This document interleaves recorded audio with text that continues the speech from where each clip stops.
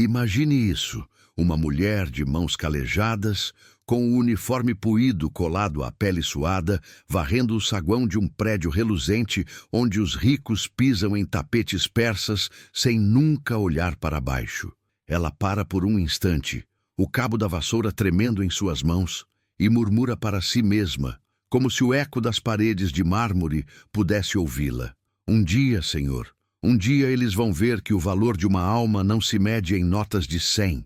Mas naquele exato momento, um homem desce do elevador, o terno impecável como uma armadura de arrogância, e solta uma risada que corta o ar como uma lâmina. Você aí, faxineira, parece que limpou o chão com a própria dignidade hoje. As palavras dele ecoam, e ela baixa a cabeça, engolindo o orgulho como se fosse Billy. O que você faria se fosse ela? E se o destino, esse tecelão invisível de fios partidos, começasse a costurar uma teia que o prendesse para sempre àquela mulher que ele acabou de esmagar? Fique comigo, porque essa história não é sobre vingança.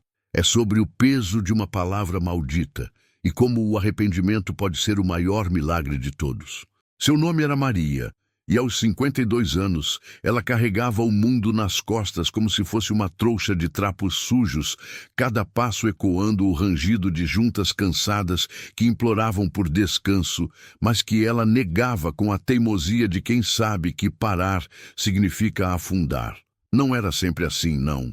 Houve um tempo, lá nos confins da memória, embaçada pela poeira dos anos e pelo sal das lágrimas não choradas, em que Maria ria com o vento nos cabelos cacheados, dançando descalça na varanda de uma casa simples no interior de São Paulo, onde o sol poente tingia o céu de laranja como um beijo de adeus doce. Ela era enfermeira, das que seguravam mãos trêmulas nos leitos de um hospital público superlotado, sussurrando promessas de alívio para os que o destino havia esquecido, como velhos abandonados cujos olhos imploravam por um toque humano em meio ao bip incessante das máquinas velhas. Fique calma, minha filha, o Senhor tem um plano. Ela dizia, limpando o suor de testas febris com um pano úmido que cheirava a sabão barato, sentindo o pulsar fraco de veias que lutavam pela vida. Mas a vida tem um jeito cruel de revirar as cartas na mesa sem piedade, como um jogador impiedoso que ri do azar alheio. Seu marido, João, um pedreiro de mãos fortes e calejadas como cascas de árvores antigas, coração ainda mais amplo e generoso, foi levado por um acidente na obra. Um andaime que desabou como o sonho de uma família inteira, num estrondo de metal retorcido e gritos abafados pelo pó que subia como uma nuvem de luto. Ele partiu num instante, deixando para trás um menino de olhos curiosos e castanhos como os dela, chamado Lucas, de apenas 8 anos na época, e uma pilha de contas que crescia como ervas daninhas no quintal abandonado, sufocando as flores que Maria plantara com tanto carinho. O funeral foi simples. Uma missa murmurada na igreja da esquina, onde o padre, com voz rouca de tanto consolar, abençoou o caixão de madeira barata, enquanto Maria apertava a mãozinha de Lucas, sentindo os dedinhos dele se entrelaçarem aos seus como âncoras em mar revolto. Papai foi pro céu, mamãe. Ele vai voltar? Perguntava o menino, a voz fina, cortando o silêncio da noite, e Maria, com o peito apertado como se um punho invisível o esmagasse, respondia, sim, meu amor, ele vela por nós das estrelas, e um dia vamos dançar com ele de novo. Maria enterrou o luto no trabalho, costurando turnos intermináveis, até que o corpo implorasse por misericórdia, as costas arqueadas como um arco tenso, os pés inchados, latejando a cada degrau da escada que ela subia para limpar os andares altos. Mas o dinheiro escorria como areia entre os dedos calejados, evaporando em remédios e consultas que mal arranhavam a superfície da dor. Quando Lucas, aos 15, começou a tossir sangue nas noites frias de outono, o som rouco ecoando pelo quartinho apertado como um presságio sombrio, o diagnóstico veio como um soco no estômago nu. Leucemia, essa besta voraz que devora a juventude sem dó. É tratável, senhora, disse o médico, com aquela voz que soa como esperança embrulhada em plásticos estéreis e frios, os óculos refletindo a luz impiedosa da lâmpada fluorescente, mas o tratamento custa uma fortuna que poucos podem sonhar. Maria vendeu tudo. A casa com seu quintal de memórias, os poucos móveis que ainda guardavam o cheiro de João, até o anel de noivado que ele lhe dera sob as estrelas de uma noite de verão, o metal frio escorregando do dedo como uma promessa quebrada. Eles se mudaram para um quartinho apertado nos fundos de um prédio decadente em São Paulo, onde o cheiro de mofo se misturava ao de remédios baratos e ao vapor de panelas esquecidas no fogão a gás que chiava como um lamento. Diariamente ela pegava o ônibus lotado às 5 da manhã, o ar denso de suor e diesel invadindo as narinas, as juntas rangendo como portas velhas de uma casa assombrada, para limpar os pecados alheios nos andares altos de um condomínio de luxo chamado Horizonte Dourado.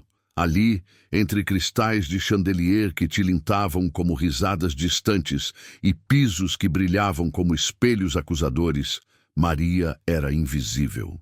Uma sombra que varria as migalhas dos banquetes opulentos, esvaziava lixeiras cheias de luxos descartáveis, embalagens de perfumes franceses, convites amassados para festas exclusivas, e sonhava com o dia em que Lucas poderia correr sem o peso de uma mochila de soro nas veias magras, o riso dele enchendo o ar como sinos de uma igreja esquecida.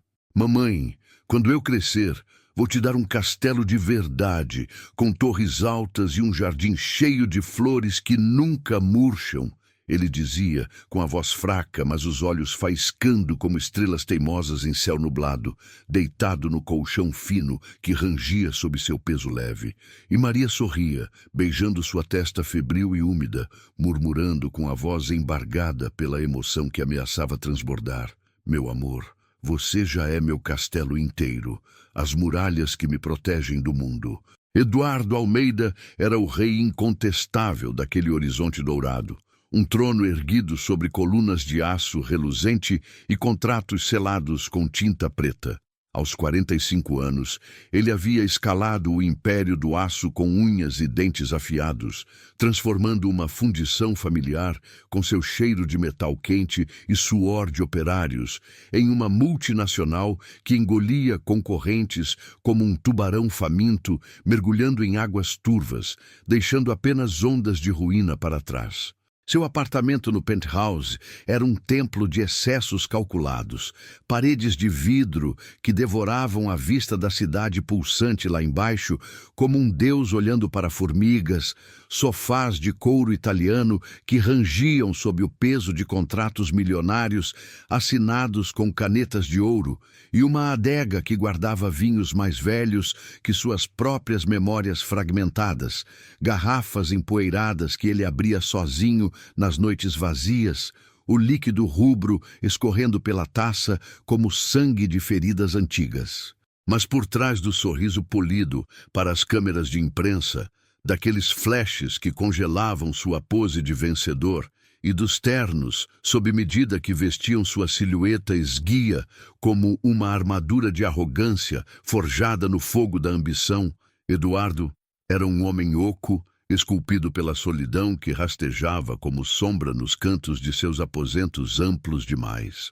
Casado jovem por conveniência, um arranjo frio como o contrato que o selou, ele vira sua esposa partir com o advogado da família, levando metade da fortuna acumulada e deixando um vazio que ecoava nos corredores vazios, um buraco negro que ele preenchia com trabalho incessante e desprezo pelo mundo lá embaixo, onde as luzes tremeluziam como velas prestes a se apagar.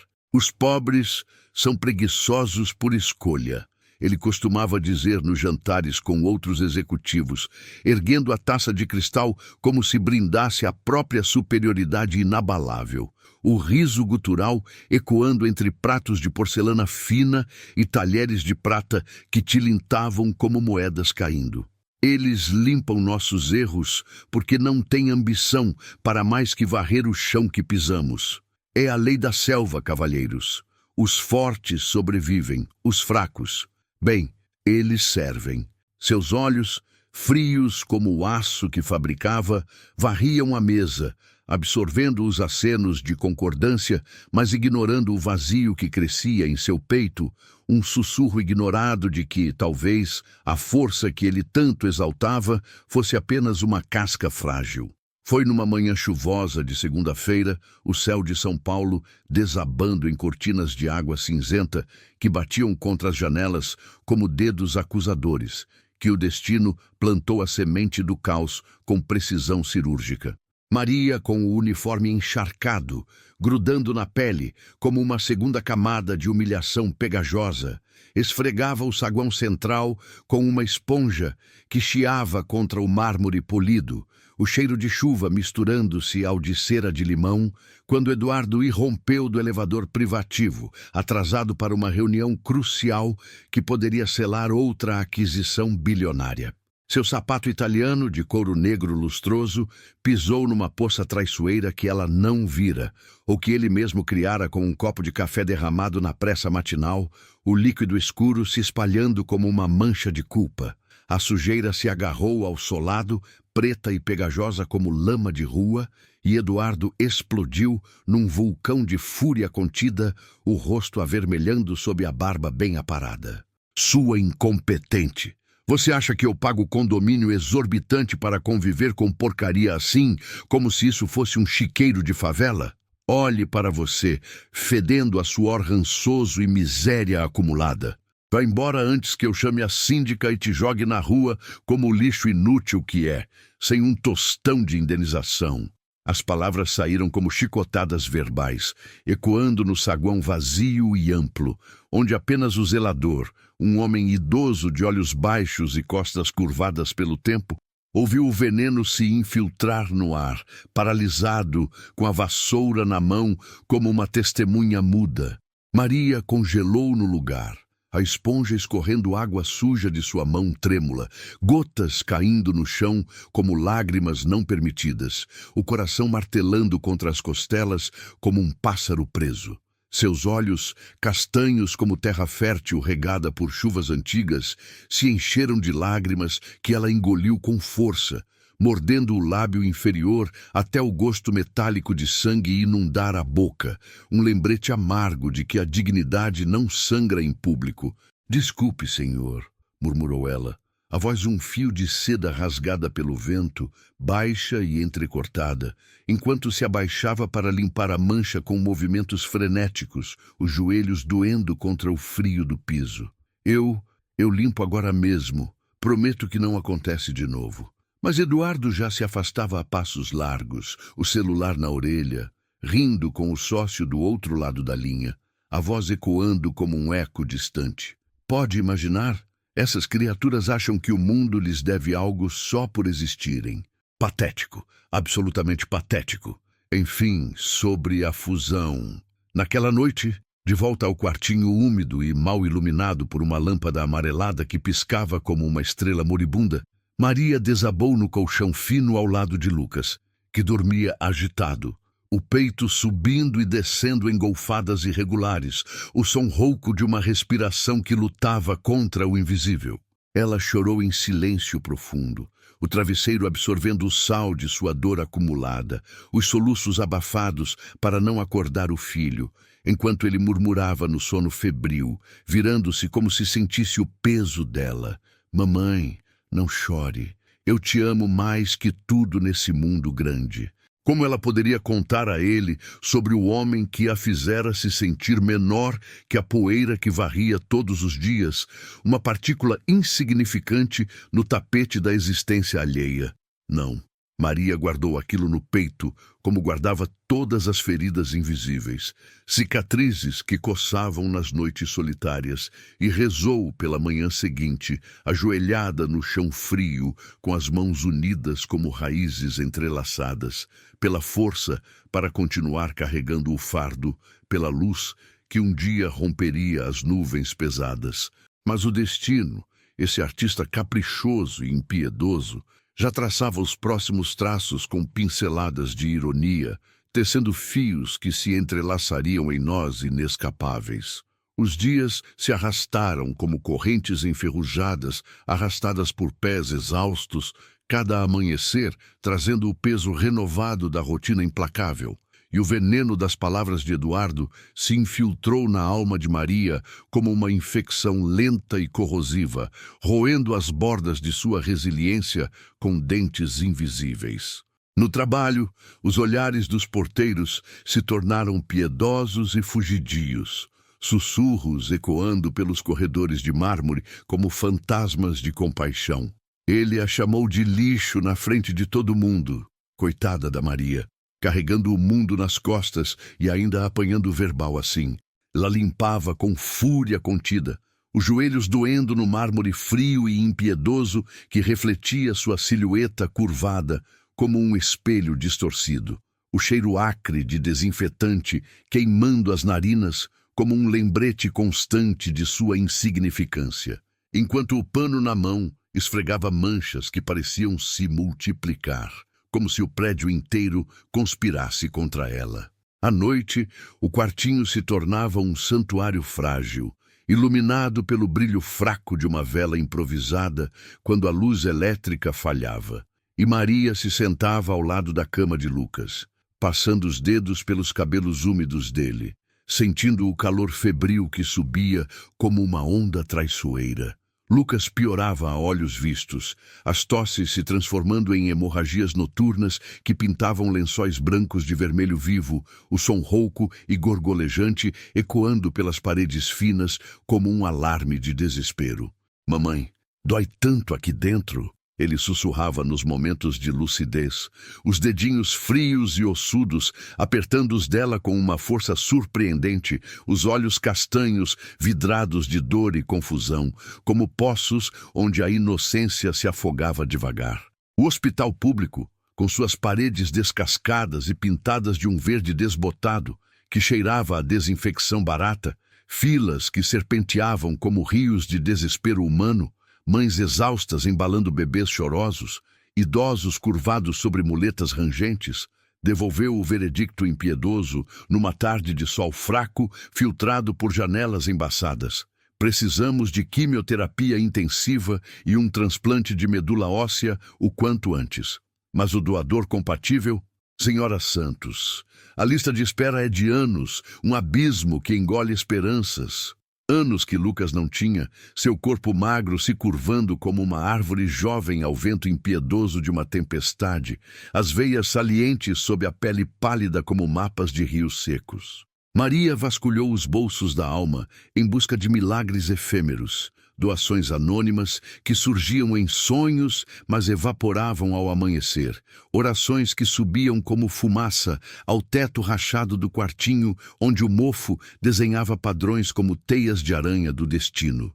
Ela cortou refeições ao meio, o estômago roncando em protesto silencioso, enquanto mastigava pão seco com margarina rala, vendendo o último colar de sua mãe, uma corrente fina de prata com pingente de cruz que ainda guardava o perfume leve de lavanda de dias longínquos, no camelô barulhento da rua, onde vendedores gritavam ofertas como sirenes de uma economia cruel. Mas o relógio ticava impiedoso nas paredes do hospital, os ponteiros girando como facas, marcando o tempo que escorria como areia em ampulheta partida. "Mamãe, eu sinto ele indo embora, como se o vento levasse pedaços de mim", confidenciou Lucas numa noite de insônia, a voz um fio tênue, e Maria, com o coração se partindo como vidro sob o calcanhar, o abraçou forte, sentindo os ossos dele contra os seus, murmurando: "Não, meu anjo, você é forte como o papai. Vamos lutar juntos, até o último suspiro." Enquanto isso, no penthouse isolado pelas alturas, Eduardo colhia os frutos podres de sua arrogância sem misericórdia, uma colheita amarga que o destino semeava com precisão. Uma dor surda começou na lateral do corpo, um incômodo sutil que ele atribuiu ao estresse de uma fusão bilionária em andamento, reuniões intermináveis onde vozes ecoavam em salas de conferência envidraçadas, cheias de gráficos projetados em telas que piscavam como olhos acusadores. Nada que um uísque envelhecido não cure. Ria ele para o espelho alto do banheiro, ignorando o cansaço que se instalava como névoa densa nos ossos, o reflexo devolvendo um homem cujas olheiras se aprofundavam como vales de dúvida. Mas numa noite de gala reluzente, no salão de um hotel, 5 estrelas, onde taças tilintavam como sinos falsos de celebração vazia, o brinde a mais uma vitória nos lábios, a dor explodiu.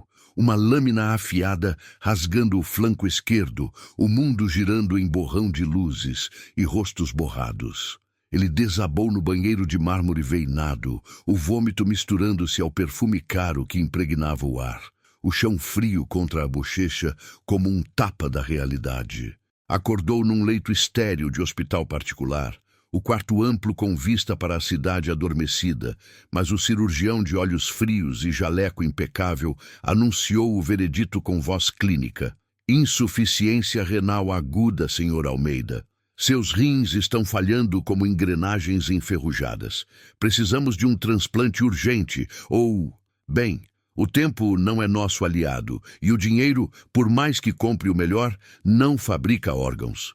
O mundo de Eduardo rachou como vidro temperado sob o martelo de um ferreiro invisível, fragmentos de invencibilidade caindo em cascata silenciosa.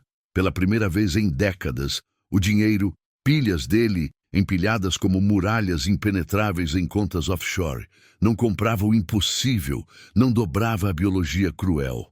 A lista de doadores era um abismo negro, nomes anônimos serpenteando em filas eternas, e ele, o rei invencível que pisava mundos, jazia ali, preso a máquinas que bipavam como acusações ritmadas, o suor frio escorrendo pela testa enrugada, enquanto a solidão o engolia inteiro, um oceano sem fundo. Eu construí tudo isso do nada, fundações sólidas, impérios que tocam o céu.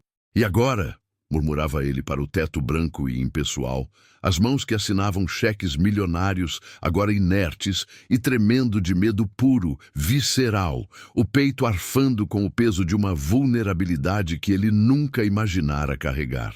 Se essa humilhação te apertou o peito como um nó que não desata, sinta como um dever ao seu coração compartilhado. Dê um like agora, para que essa faísca de empatia se espalhe e toque quem mais precisa lembrar que palavras cortam mais fundo que lâminas. No meio do caos, que se desenrolava como um novelo emaranhado de fios partidos, uma faísca brotou inesperada.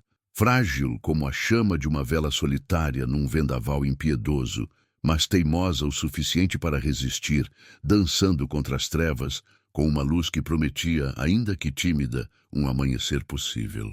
No hospital particular, onde Eduardo contava os minutos como grãos de areia fina escorrendo por uma ampulheta invisível, cada bip da máquina de monitoramento ecoando como um lembrete cruel da finitude, uma enfermeira idosa aproximou-se de sua cama com passos suaves, quase hesitantes, o crachá desbotado marcando Dona Rosa pendurado no peito como uma medalha de batalhas invisíveis.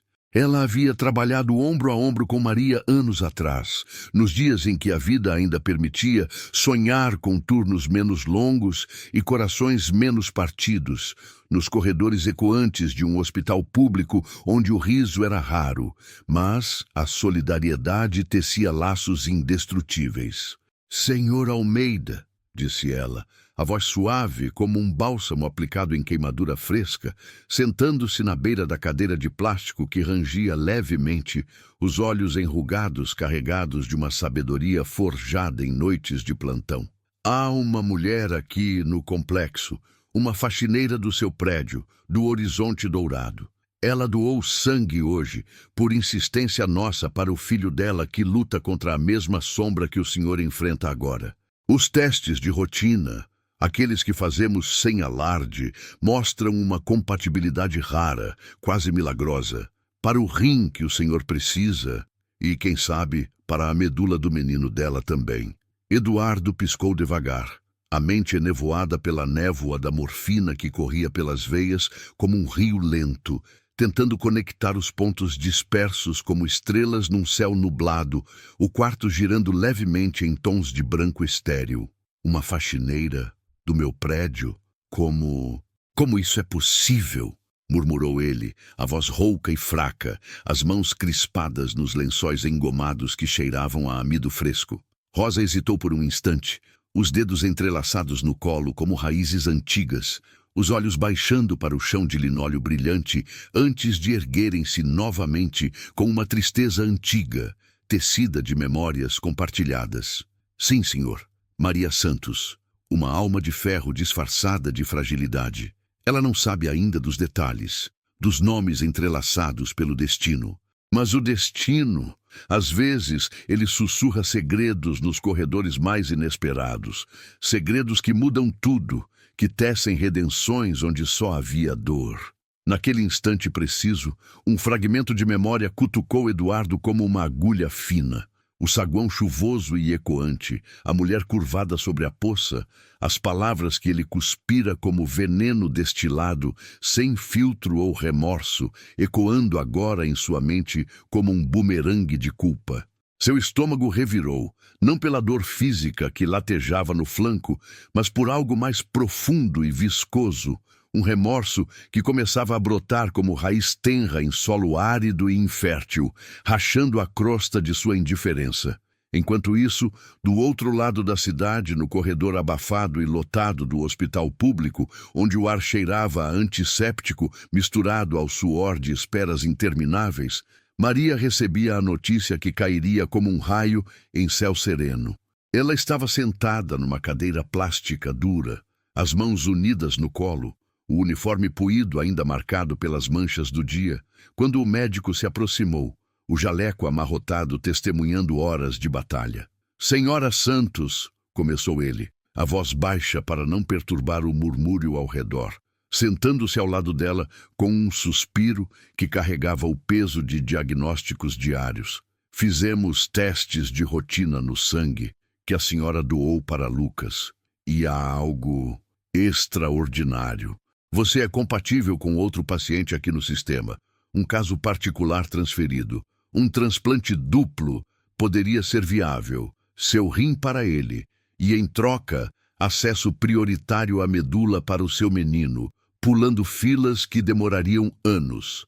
É um milagre raro, daqueles que os livros de medicina mal explicam."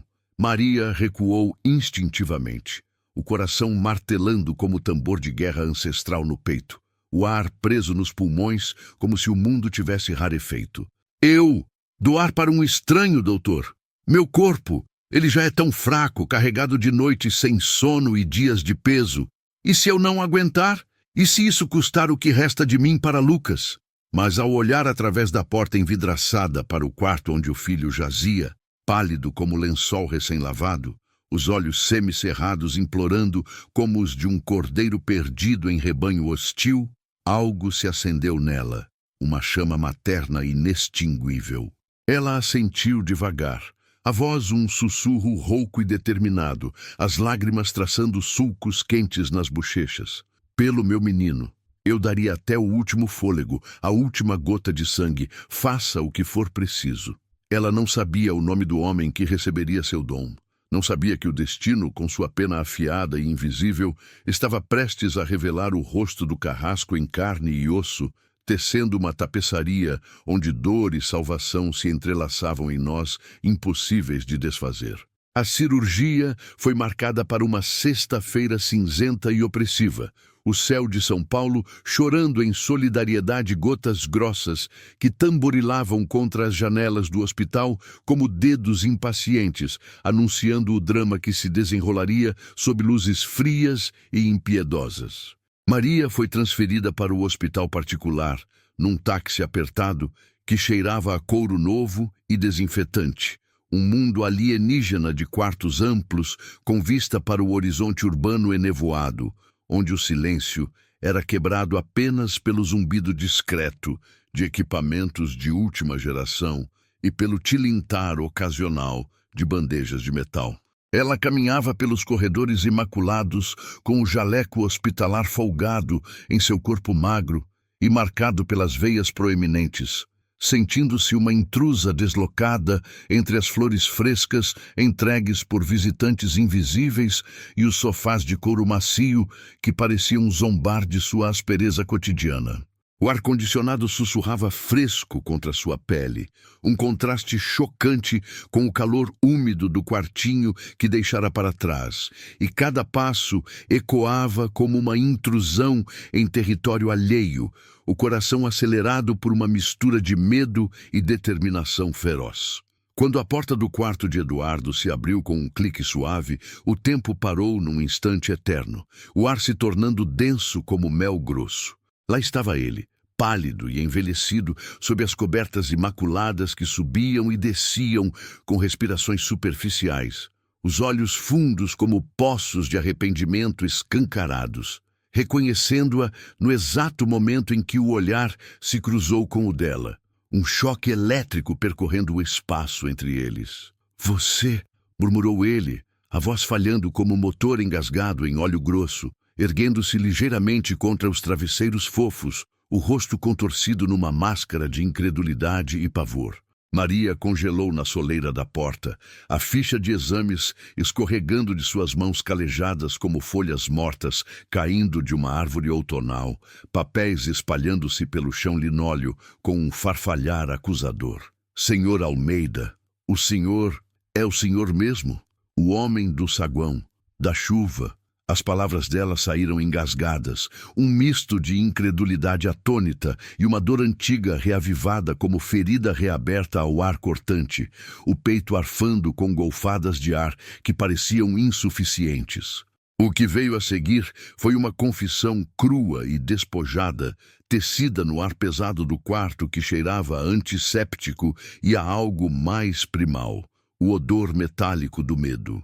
"Eduardo", com a voz entrecortada pela fraqueza que o prendia à cama, como correntes invisíveis, contou tudo em fragmentos entrecortados.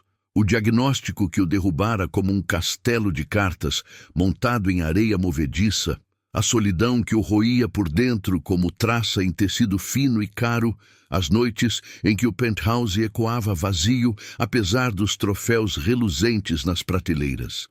E então o golpe que ressoou como sino rachado. "Eu me lembro de você, Maria. Posso chamá-la assim? Do saguão naquela manhã maldita. Aquelas palavras. Eu as disse sem pensar, sem medir o corte, como se você fosse nada além de uma sombra passageira. Mas agora, Deus, agora você é minha salvação, o fio que me puxa do abismo. Eu não mereço isso, eu sei." Lágrimas traçaram sulcos inesperados em seu rosto barbado e pálido, escorrendo como riachos de redenção contida, e ele estendeu a mão trêmula, veias azuis pulsando sob a pele fina, como uma criança suplicante estendendo os braços para um abraço há muito negado. Maria recuou um passo, o peito arfando com a fúria de uma tempestade interna, memórias de humilhação inundando-a como maré alta e impiedosa, ondas de vergonha e raiva batendo contra as rochas de sua compostura frágil. "Salvação? O senhor me chamou de lixo, senhor Almeida, de incompetente fedendo a miséria na frente de quem quisesse ouvir. Meu filho está morrendo aos poucos, tossindo pedaços de vida nas noites que eu passo acordada, e eu aqui dando meu rim, parte de mim do que resta dessa carcaça exausta, para um homem que me pisou como se eu fosse poeira sob seus sapatos caros. Por quê? Por que o destino faz isso, entrelaçando o carrasco e a vítima num nó que sufoca?" Ela virou as costas abruptamente, saindo do quarto com passos que ecoavam como trovões abafados pelos corredores estéreis, deixando para trás um rastro de silêncio opressivo, o ar vibrando com o peso não dito. Eduardo ficou sozinho com o eco de sua própria crueldade reverberando nas paredes, o bip das máquinas se tornando um réquiem monótono e acusador. Naquela noite, ele não dormiu um só instante, o teto branco girando em padrões hipnóticos e, pela primeira vez em anos, chorou. Não pelo rim falhando que latejava como ferida aberta, mas pela alma que ele próprio havia envenenado com veneno destilado de indiferença, lágrimas quentes molhando o travesseiro como chuva de arrependimento tardio. O destino, implacável tecelão, não parava ali. Ele cavava mais fundo, preparando o solo para sementes de transformação que brotariam em dor e luz entrelaçadas. Se essa reviravolta te deixou o coração suspenso como num precipício, sinta o dever de espalhar essa reflexão.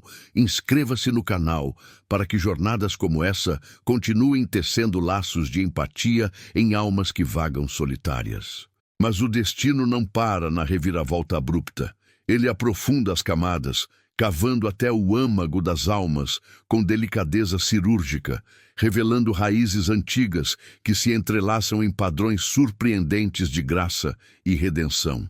No dia seguinte, enquanto Maria se preparava para a cirurgia, num quarto de pré-operatório que cheirava a algodão estéril e ansiedade contida, uma enfermeira jovem e de olhos gentis entregou-lhe uma carta fina, selada com mãos trêmulas que traíam a urgência emocional por trás. Era de Eduardo, escrita em papel timbrado que ainda carregava o perfume sutil de colônia cara misturado ao odor hospitalar. Mas as palavras fluíam com uma vulnerabilidade nua e crua, como se ele tivesse sangrado a tinta da própria veia. Maria, eu não mereço sua misericórdia, nem um olhar que não seja de desprezo justificado. Cresci sem pai, abandonado num orfanato frio e ecoante, onde as noites eram medidas em fome roedora e silêncios que cortavam mais que gritos. Aprendi a desprezar o fraco, o outro, porque eu mesmo me sentia invisível, descartável. Mas você me ensinou o que é ser humano de verdade, mesmo sem uma palavra de retaliação, limpando não só o chão, mas as sujeiras que eu espalhava. Se eu viver além dessa lâmina, juro pela estrela que meu pai nunca foi. Vou consertar isso, tijolo por tijolo, pelo seu filho, que luta como um guerreiro, por você, que carrega o mundo com graça. Desculpe-me, do fundo de um coração que eu nem sabia que ainda batia, pulsando agora com gratidão e vergonha entrelaçadas. As palavras borraram sob as lágrimas quentes de Maria, pingando na página como chuva de outono, e algo se quebrou dentro dela.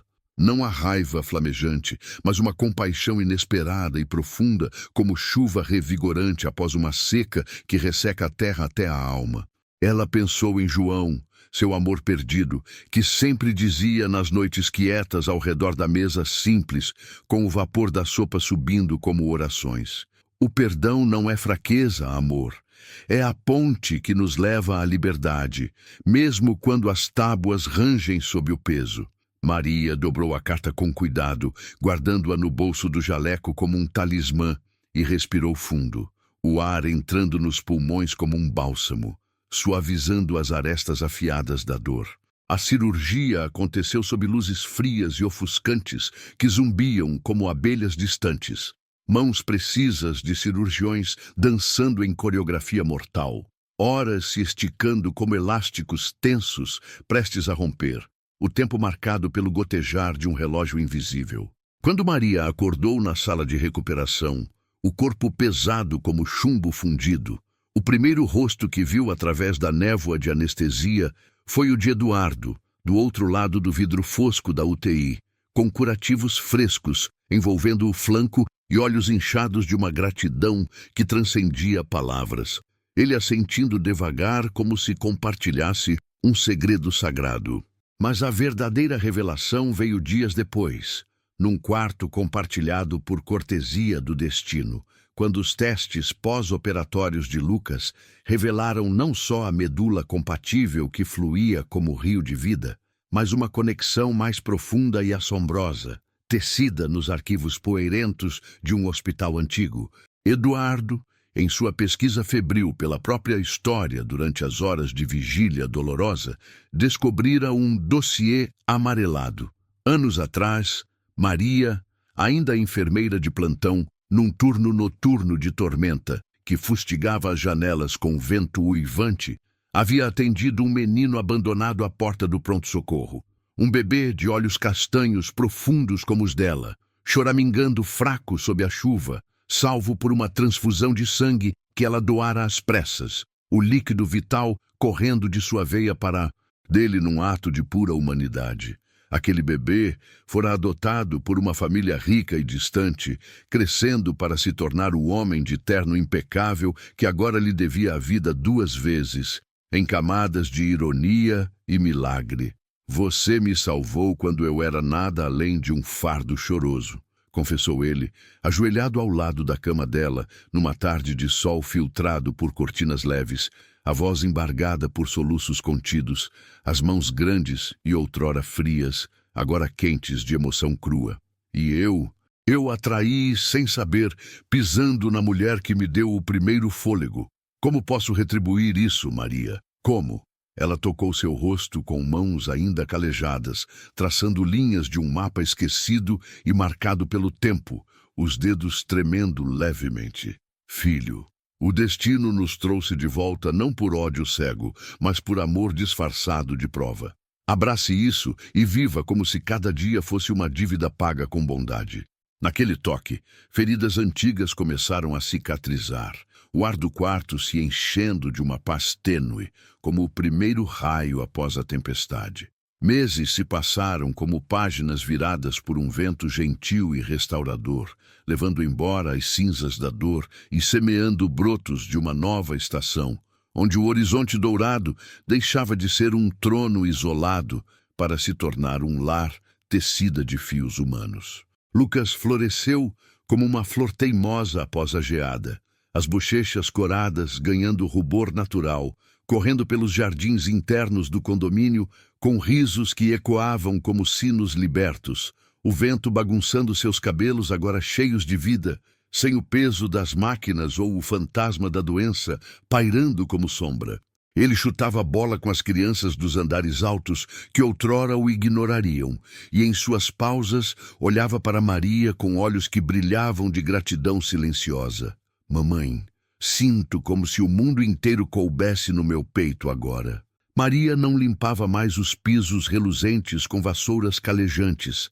Agora, ela supervisionava uma fundação nascida do remorso de Eduardo, batizada em nome de João, Mãos que Curam, financiando tratamentos para crianças como seu filho, com quartos que cheiravam a esperança fresca em vez de desinfetante rançoso, paredes pintadas de cores vivas, onde desenhos de mãos unidas decoravam como tapeçarias de solidariedade. Eduardo, mudado como argila moldada pelo fogo purificador de uma fornalha interna, caminhava ao lado dela nos corredores que outrora o isolavam em sua bolha de superioridade, as mãos entrelaçadas em um perdão silencioso e profundo, os dedos dele, agora livres de anéis de poder, apertando os dela com uma ternura recém-descoberta. Eu era cego, Maria, tropeçando em sombras que eu mesmo projetava, dizia ele nas noites quietas de varanda compartilhada, com a cidade piscando lá embaixo como estrelas testemunhas de milagres cotidianos, o ar fresco carregado do perfume de jasmins que ele plantara em homenagem. Você me devolveu a visão, não com luzes artificiais, mas com o brilho de uma alma verdadeira. E ela sorria, os olhos castanhos brilhando com uma paz conquistada a duras penas, através de noites de dúvida e dias de luta, respondendo com voz suave como brisa. O destino não pune por capricho, Eduardo. Ele ensina com mãos firmes, e a lição é simples como o evangelho que João tanto amava. Trate o outro como gostaria de ser tratado, porque um dia você pode ser o que varre o chão, o que implora por uma chance. E nesse dia, a misericórdia será sua âncora. Essa história, inspirada nos fios invisíveis que tecem vidas reais, em padrões de dor e graça inesperada, nos lembra que o arrependimento não é o fim amargo de uma era, mas o começo radiante de uma redenção profunda, onde o vilão se torna irmão e a vítima, mestra de corações partidos. O que você faria se o destino colocasse um espelho na sua frente, refletindo não o rico ou o pobre, mas a humanidade frágil e interligada que todos compartilhamos, pulsando no mesmo ritmo de vulnerabilidade? Se essas lágrimas que rolam pelo seu rosto agora, quentes e catárticas, te tocaram o coração como um chamado suave, sinta o dever de espalhá-las. Dê um like para que essa mensagem de perdão ecoe mais longe. Inscreva-se no canal para que mais jornadas como essa tecessem laços em sua alma e na de outros, e compartilhe com alguém que precisa lembrar que a bondade sempre volta de um jeito ou de outro, como chuva que nutre a terra seca. Já viveu um momento em que o orgulho caiu como uma muralha antiga, revelando o caminho para a luz? Conte nos comentários. Sua voz pode ser o gancho que salva outra alma do abismo, porque histórias como essa não terminam aqui, no silêncio da tela. Elas vivem em nós, pulsando como um coração coletivo. Obrigado por ficar até o fim, por honrar essa narrativa com sua presença. Até a próxima tecelagem do destino.